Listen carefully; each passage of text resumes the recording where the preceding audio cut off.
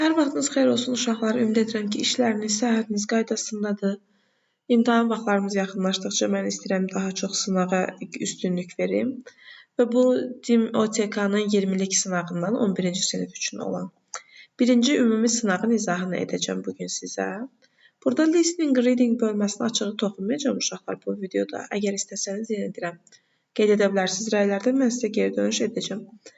Amma ki, indi bu videoda sadəcə qrammatikaya toxunmaq istəyirəm. İndi gəlin başlayaq 7-ci testdən. The passive voice istəyir məndən, yəni məchul növ. Məchul növü görən kimi uşaqlar, mən tez strukturu yadıma salıram ki, to be üstəgəl P2 idi, düzdürmü? Mən bunu axtaracağım. İkinci, diqqət edirəm mübtədama. Bu mübtəda ya yoxa çıxmalıdır, ya da by sözünüsü ilə cümlənin sonunda verilməlidir, düzdürmü? Baxıram ki, məsələn, B-də newspaper-ı saxlayıbdır. Bunu sildim. Əgər bu mübtəda olduğu kimi qalacaqsa, burada heç bir məchulluqdan söhbət gedə bilməz.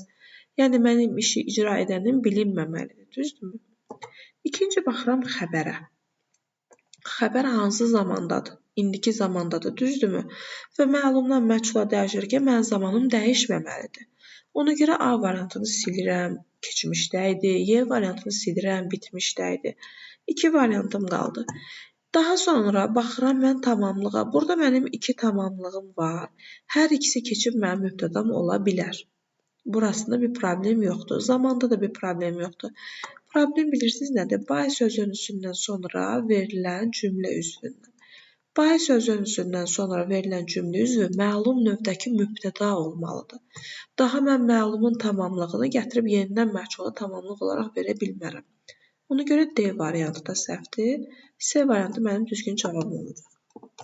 8-ə baxıram. Burada məndən article istəyir. Biz öyrənmişdik ki, saylarla əgər cəmlənibsə, onların qarşısında article işlənmir. Düzdürmü? Yox, əgər cəmlənməyibsə, 100, million, 1000 bunlar təkdirsə və qarşısında miqdar sayı yoxdursa, o zaman mütləq qeyri-müəyyənli artikel işlənməlidir. Ona görə Y variantı mənim düzgün cavabım olacaq.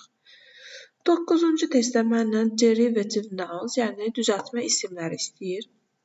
Knife sadədir, matter sadədir. Government, population, teacher isə hər üçü düzəltmədir. 10-cu testdə baxırıq ki, bizdən quantifier istəyir, düzdürmü?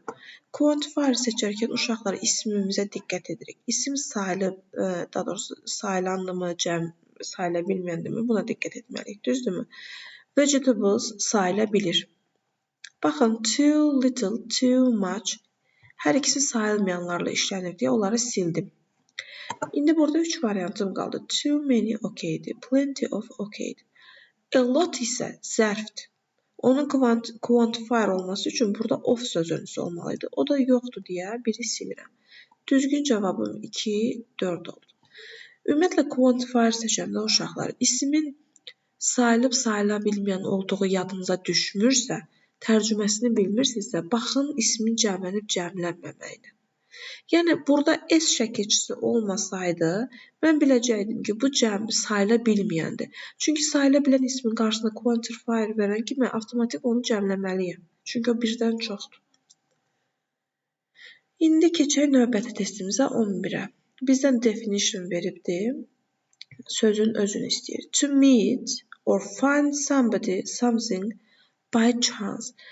Təsadüfən bir kəsi, bir şeyi tapmaq və bir şeylə qarşılaşmaq. Bu come across olacaq, qarşılaşmaq deməkdir. Cheer up, şadlanmaq, şədlənmək, give up, imtina etmək, lock up, kilitləmək, depend on, asılı olmaq deməkdir. 112-yə baxırıq, bizdən düzgün conjunction istəyir, düzdürmü? Conjunction uşaqlar hər birinin tərcüməsini bilmək lazımdır. İkincisi cümləni tərcümə etmək lazımdır. Bunu işləmənin başqa bir yolu yoxdur.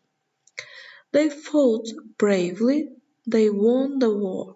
Onlar cəsur döyüşdülər və deməli, müharibəni qazandılar. Deməli, burada səbəb var, düzdürmü? Güzəşt yoxdur. Güzəşt versə belə olsaydı ki, baxmayaraq ki, onlar cəsurluq, yəni belə şücaətlə döyüşdülər, amma müharibəni qazana bilmədilər, qalib gələ bilmədilər. O zaman güzəşt verərdim. Amma mənə səbəb lazımdır. Səbəb də since və as. Çünki. Where isə burada zərfdir. Whereas olsaydı ziddiyyət bildirərdim. Where zərfdir. Conjunction olmayacaq. 13-ə baxaq. Conjunctive words'dır daha doğrusu. Bağlayıcı sözdür, bağlayıcı deyil. 13-ə baxaq. Məndən yenidən quantifier istəyir. Mən baxıram ismimə ki, bu cəmdir, deməli sayıla bilir. Sayıla bilirsə, mən bu little, less, much-ı sildim. Çünki onlar sayıla bilməyənlərlə işlənirdi, düzdürmü? İndi burada than var, müqayisə dərəcəsi lazımdır mənə. Ona görə mən more seçəcəm. If you adi dərəcədədir, mənim işimə yaramır. 14-ə baxırıq. Bizdən düzgün zaman formasını istəyir. Zaman formasını istəyirsə uşaqlar, mən baxıram birinci zaman göstəricisinə, düzdürmü? Siz indiki bitmiş zamanın göstəricisidir. Uşaqlar səhərdən bəri problemi müzakirə edirdilər. 15-ci testə baxırıq. Bizdən düzgün fe'l formasını istəyir. Bu nədir uşaqlar? Complex object. Baxın, iki hissədən ibarət tamamlığım var. Burada tamamlığın fe'l hissəsini məstərlə verib. Mən də bilirəm ki, to ancaq 3-cü kateqoriya fe'llərlə işlənərdir, düzdürmü? Birinci kateqoriya let, make, to-suz, heç nəsiz.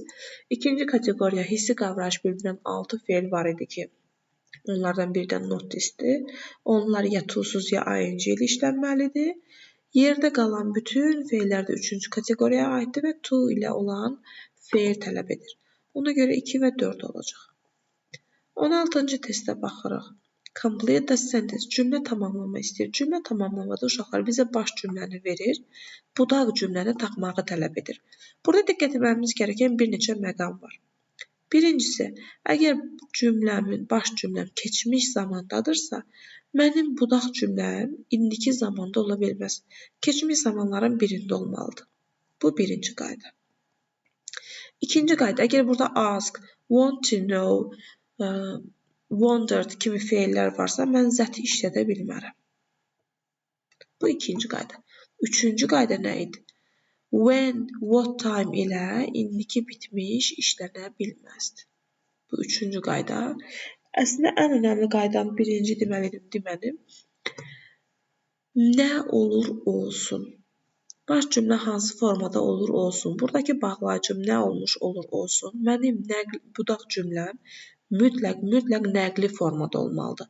Yəni, mübtəda üstəgəl xəbər strukturunda olmalıdır. Ona görə D variantı səhvdir, C variantı düz olacaq. When ilə keçmiş bitmiş işlədə bilərik. İndiki bitmiş işlədə bilmərik. Tamam mı? İndi baxaq 17-yə. Burada bizdən sual sözünü istəyir, düzgün sual sözü. Sual sözünü, hansı sual sözünü işlədəcəyimi bilmək üçün cavabıma baxacam. Cavabıma uyğun, yəni məndən soruşulan suala uyğun cavab verirəm, düzdürmü? Və cavaba uyğun da hansı sual sözünü təxmin edə bilərəm. About 20 minutes, təxminən 20 dəqiqə. Bu deməkdir ki, sən nə qədər vaxt sərf etmisən burada demişəm, düzdürmü? How much time you have spent. Daha hansı sıxlıqda bu frekuensiya verilən sualdır. How long, hansı uzunluqda. Bu how long ego ilə işlənir adətən. Tamamlığın ümumiyyətlə burada yeri yoxdur. When, nə vaxt. Yəni burada spesifik vaxt verməmişəm. Saat 2 deməmişəm.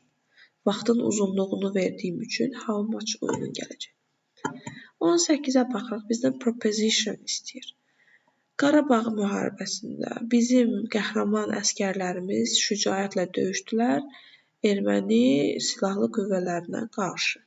Deməli, mənə bir lazımdır during, bir lazımdır against. During müddətində ərzində deməkdir, against əleyhinə deməkdir. A bənd düz olacaq. For isə leyhinədir. 19 məndən make-up sentezi istəyir. Make-up sentezi istəyən kimi uşaqlar, mən strukturumu yadıma salıram ki, mənim cümlə strukturum olur. Mübtəda, üstəgəl xəbər, üstəgəl tamamlıq, üstəgəl yer zərfi, üstəgəl zaman zərfi. Baxıram ki, mübtəda you visit 4, 6, grandparents 2, tamamlıq. You visit your grandparents, düzdürmü? Təyin var burada. Biz demişdik ki, təyin etdiyi cümlə üzvünün önündə gəlir. Bu sənin nənə babanı dediyi üçün də mən 5-i burada verəcəm, düzdürmü? İndi mənə burada qaldı do və də how often. Mən bunları görəndə başa düşürəm ki, əslində bu nəqli cümlə deyil, sual cümləsidir. Xüsusi sual sözündə həmişə öndə verirəm, düzdürmü? Və sual cümləsi olduğu üçün də mənim köməkçim mübtədamın önünə keçməlidir, düzdürmü? Bu qədər sadə. Mənim sizə məsləhətim odur ki, make-up sentensi variantlar üzərində işləməmişdən öncə bildiyiniz bu strukturu yazın, əmin olduğunuz hissələri bir-birinə yapışdırın, ondan sonra artıq uyğun variantı axtarın. Lap heç oldu axırdakı tapa bilmədiniz. Götürün bir-bir yazın sözləri açıq-aşkar. O sizə kömək eləyəcək tapmağa. Çünki adam şifahi deyəndə, təxəyyülündə canlandıranda səhvləri açıq-aşkar görə bilmir. Amma birbaşa sözləri yazsaz, onda sizin üçün görmək daha asan olacaq. 20-də bizdən uşaqlar mübtəda xəbər uzlaşmasını istəyir. Mən bilirəm ki, bu bağlayıcılarla işləndikdə xəbər özünə yaxın mübtəda ilə uzlaşır. Ona görə də teacher təkdə olduğu üçün mən burada tək işlədəcəm. İkinci tərəfə baxıram. The results, nəticələr cəmdədir. Əlbəttə ki, cəm xəbər istəyəcək. Ona görə C variantı düz olacaq.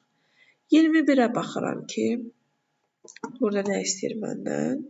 Əvəzliyi istəyir. Deməli, əvəzliyi istifadə etmək üçün uşaqlar bir ismimə baxıram. Necə isim işlənibdir. Bir də xəbərimə baxıram. Düzdürmü? Deməli, burada xəbərim təkdə olduğu üçün mən some, both işlədə bilmərəm. Düzdürmü?